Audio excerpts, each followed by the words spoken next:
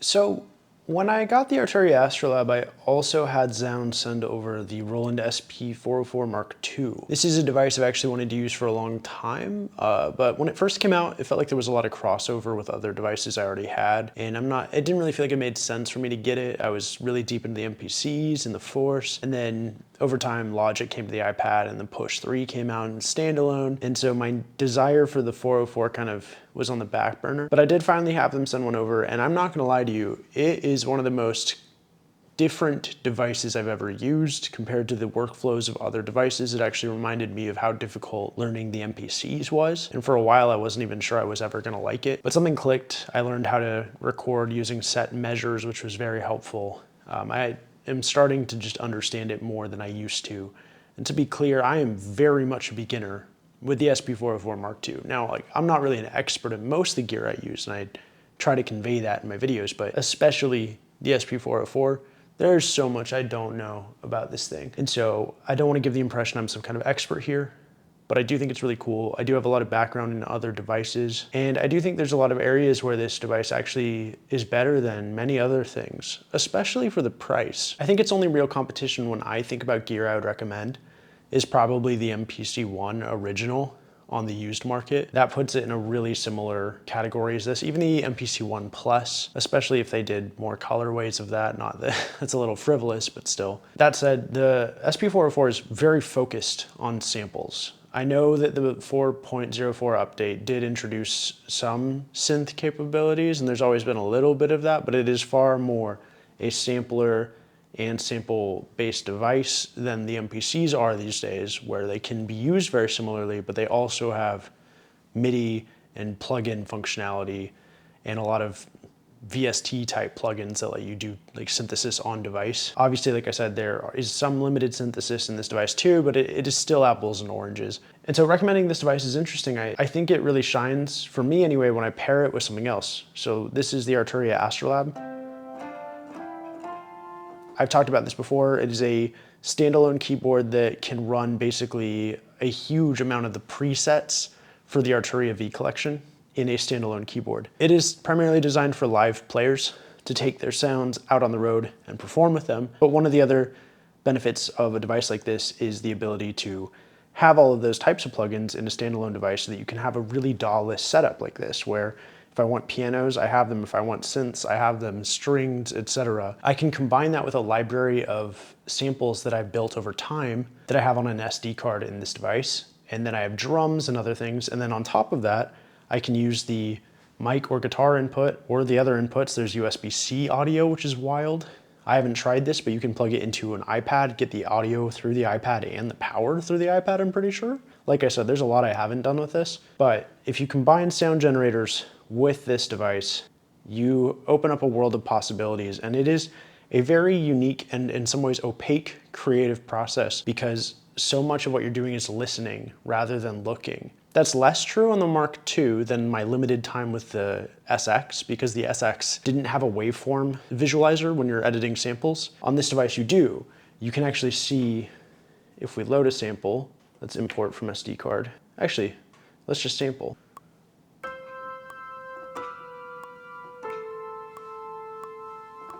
Horrible sample. But my point is, you can actually see a visualization of what you've recorded on the screen, which makes it a lot easier to do things like chop it.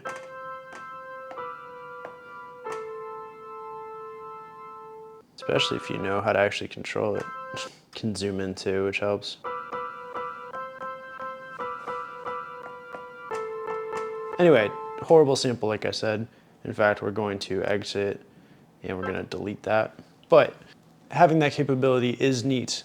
It makes it easier to see things, but it is still very audio based. There is a TRS style pattern sequencer where you can step by step add samples. You can also use their MIDI sequencer to sequence the samples on device. But anyway, all of this is to say I like the feeling that I have when I use this device. It reminds me of the things I liked about the OP1 Field. There's a feeling of true DAW-lessness. In some ways you get this with the Electron Gear too. It's so much less a feeling of looking at a computer inside a device and way more like you're working with sound. And so anyway, I think it's pretty cool, but I am a noob. Like I said, I'm gonna make something with this setup today. And if it's trash, apologies. And if you could do better, I believe you. But hopefully you enjoy this process. Thank you so much to everyone who's liked and subscribed. Thank you so much to everyone who's listening to my album, There's Something Better, on Apple Music, Bandcamp, Spotify. I've been seeing those numbers go up and it's really cool. I'm gonna make something and hopefully it doesn't sound garbage. Cool. So first things first, I'm going to go to record mode and I'm gonna set an 8-bar limit. And then I'm going to go into tap tempo mode. And for this bank, I'm going to set the tempo 122. And now my tempo is 122 when I want to record. So that's useful to have. So first things first, let's find a sound on the AstroLab. I'm going to go out to instruments, and I put a lot of presets on here. So the AstroLab normally just comes with, I think, like 1,000 or 2,000 presets from the Analog Lab collection, but I have the full V collection, and you can drag over way more sounds from the other presets that you have in V collection onto the AstroLab. Not all of them, which is a bummer, but a lot of them.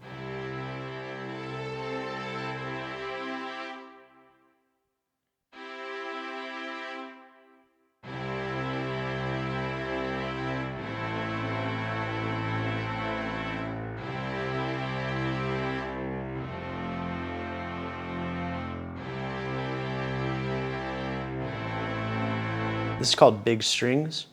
Looks like it's a combination of the CMI and the emulator too. All right.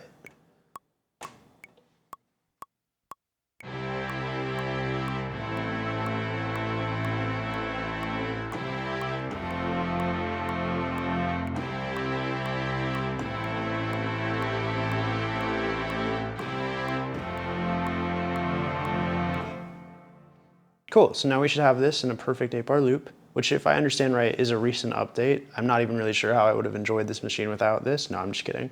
It was a lot harder to get perfect loops before, if I understand correctly.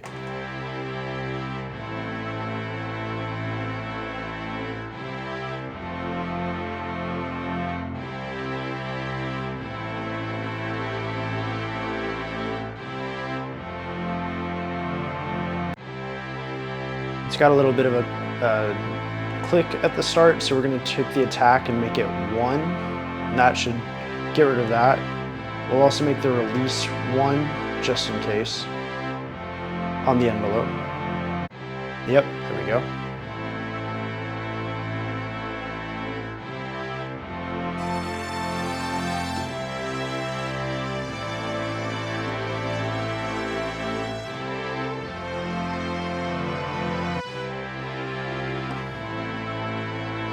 I am actually curious though, what the sample would sound like if it was reversed. Oh yeah, it's the reverse button, you guys.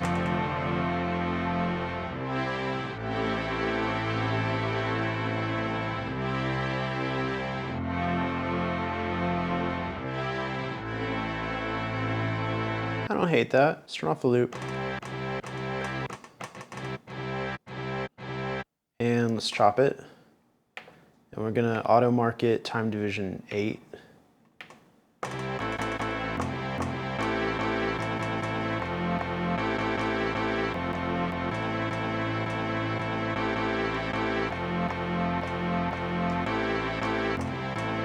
Yeah, okay. Let's assign to pads. We'll do these 8. Okay. Let's reverse this one. Actually, no.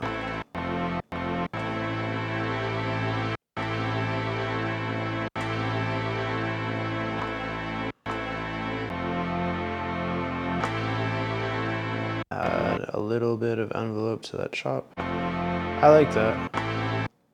And I'm actually going to delete the original sample just to save some space because I'm happy with these chops. Let's redo the tempo. All right.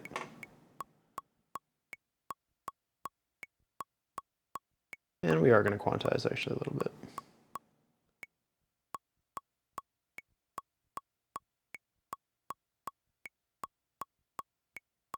All right. turn on rehearsal.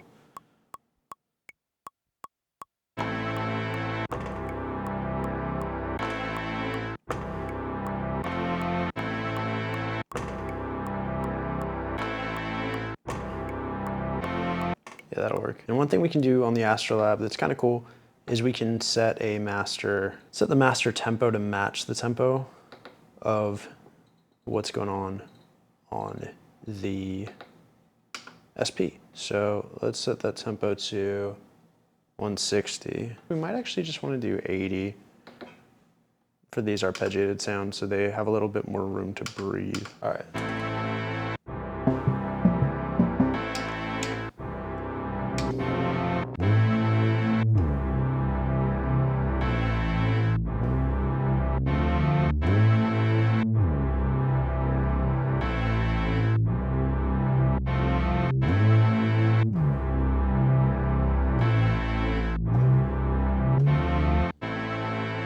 Okay, yeah, I think I don't mind that.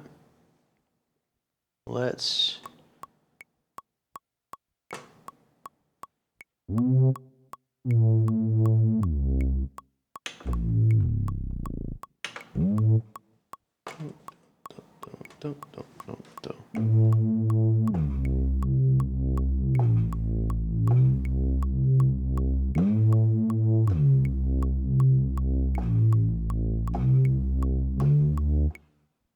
That should work.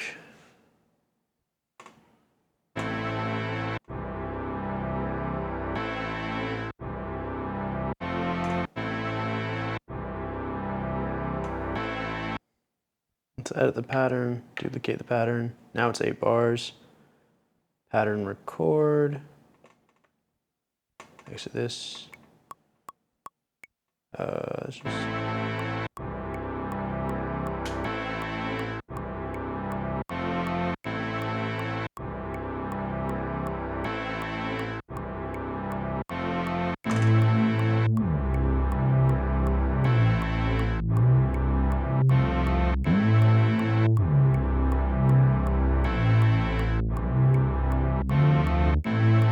Cool, now we got a bass, and I think now I want to find a lead, or maybe some kind of pad on the Jupiter 8.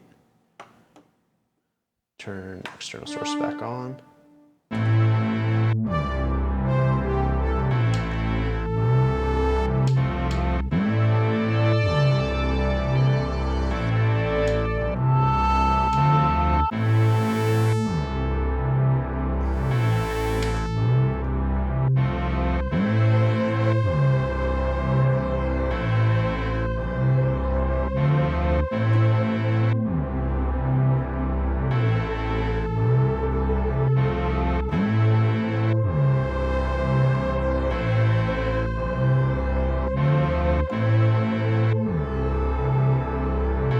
Dang, yeah, I like that.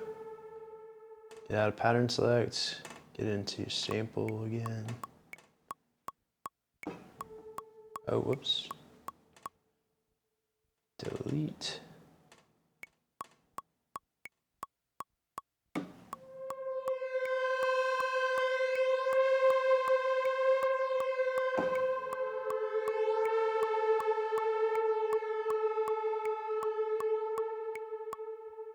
Okay, that should work. I'm gonna really quickly add a little bit of release to the envelope on this, and then we should be good.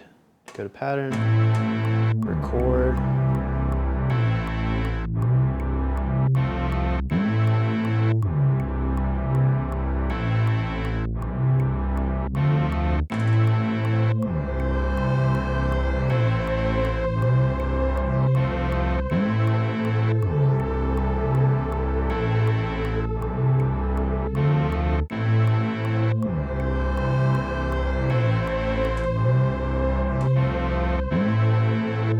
I'm gonna import some drum samples.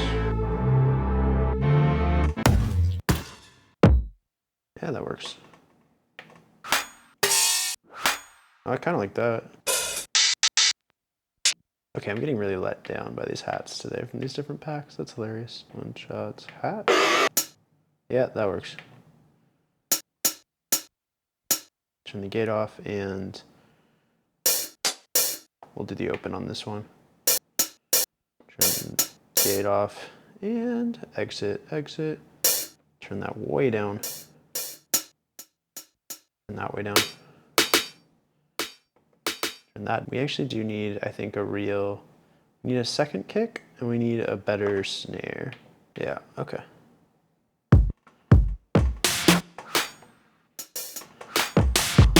Okay, that feels like a good kit.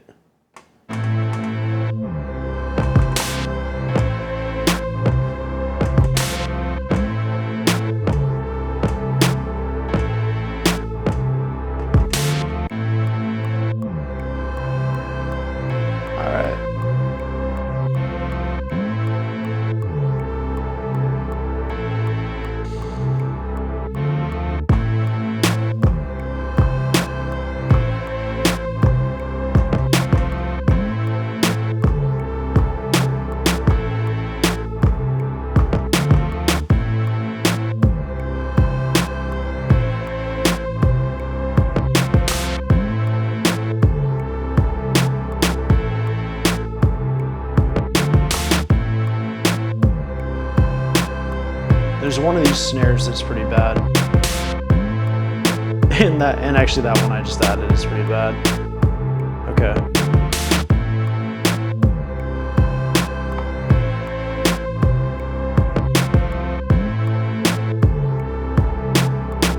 Yeah, it's that dun dun.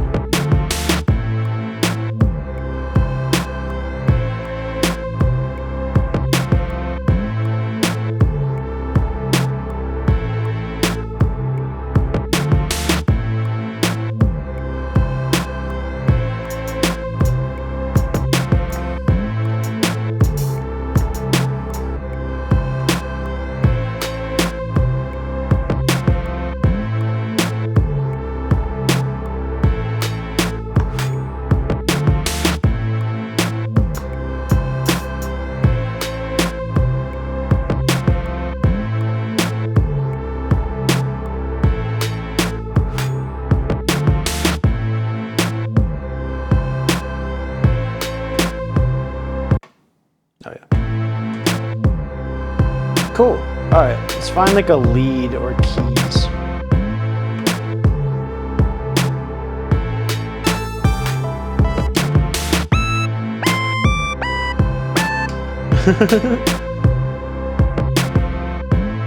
Do the CMI.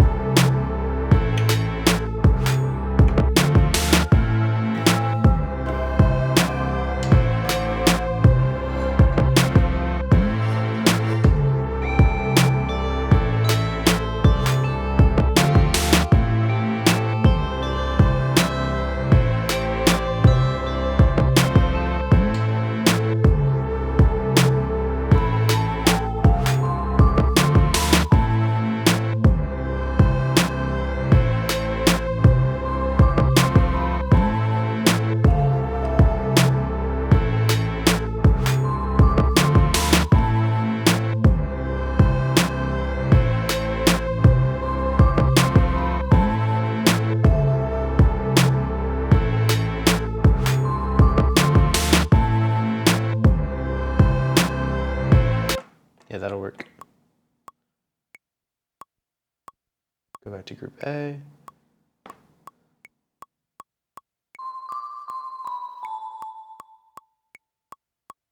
Boop, boop, boop, boop. Oh no.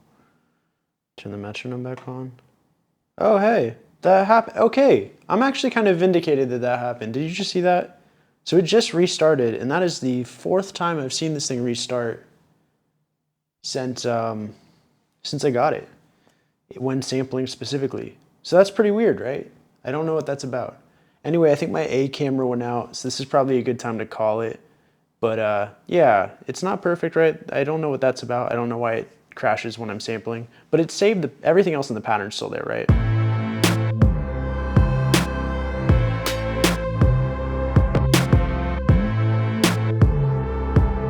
Yeah. Anyway, it's not a mind-blowing pattern, but yeah. Okay, one sec. Anyway, I hope that was an interesting process to watch. I don't think that's the best beat I've ever made by any means, But yeah, I think the SP404 is pretty cool. You did see that crash at the end. That's not the first time that's happened. It may be a software update thing, but it is when I'm recording samples specifically, it will sometimes crash. It's not a deal breaker because it auto saves like everything else I did, and it pretty quickly reboots, but it's worth noting, right? If I see a con, I'll talk about it. Anyway, I think this is a cool machine. I'll definitely make some more videos about it. Even with that little issue I had, I still think this is a really fun way to make music. I don't know how far I could take it, but I think it really comes down to how much I learn the device. I think at a certain point I would want to take the audio out into a DAW, but my understanding is that's pretty doable. You can export your patterns with their individual sample pads. And if you can do that, then it's honestly in some ways more powerful than other devices I use. So I think it's pretty cool, but I'm definitely a noob and there's a lot to learn. I do sometimes wonder how much time it's worth putting into this gear, given like there's other gear that I have that I should maybe focus on.